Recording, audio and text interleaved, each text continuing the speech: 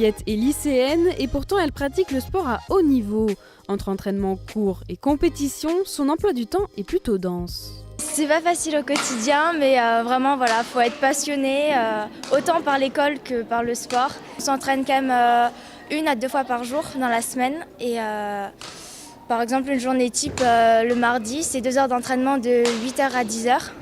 De 10h à 15h, on est à l'école et de 15h à 19h, on s'entraîne. Et voilà, c'est monter un projet sportif et scolaire en même temps pour pouvoir accéder autant à une carrière sportive comme une carrière scolaire, faire des études. Championne de tir en carabine, Jade se prépare tous les jours pour les JO de Tokyo en 2020. Un objectif qui l'oblige à s'entraîner entre 15 et 25 heures par semaine. J'ai bénéficié du parcours en 4 ans où on a une année de première, une deuxième année de première et une année terminale.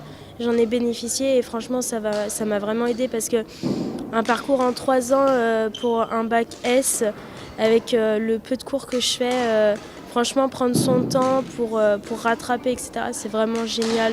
Les profs ils sont hyper compréhensifs envers les sportifs. Quand on revient des compètes, ils vont pas tout de suite nous faire rattraper le devoir parce qu'ils savent concrètement qu'en compétition, on n'a pas trop le temps de rattraper les cours, etc. Bon, on les rattrape dans l'avion, dans le bus, dans le train, etc. Un quotidien difficile que le personnel du lycée Louis Pasteur essaye de rendre plus simple. Le lycée accueille 143 sportifs de haut niveau. Cursus en 4 ans au lieu de 3, accompagnement individualisé et adaptation des emplois du temps, tout est mis en œuvre pour que les jeunes puissent réussir à la fois leur parcours scolaire et sportif.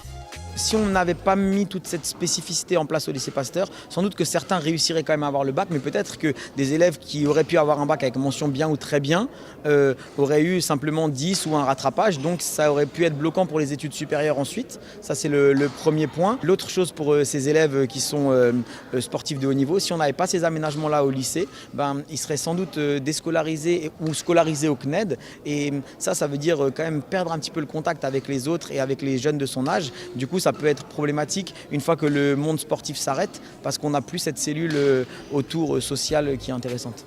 Le lycée Louis Pasteur est un des 8 établissements scolaires de l'Académie de Strasbourg, labellisé Génération 2024.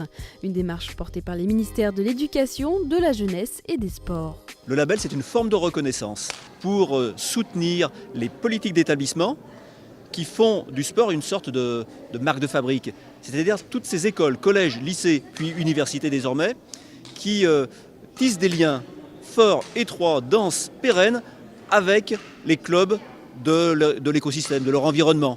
Parce que après 2024, qu'est-ce qu'il restera des Jeux Olympiques et des Jeux Paralympiques? Il restera ce que nous aurons construit dès à présent, ce qu'on appelle l'héritage des Jeux Olympiques et des Jeux Paralympiques.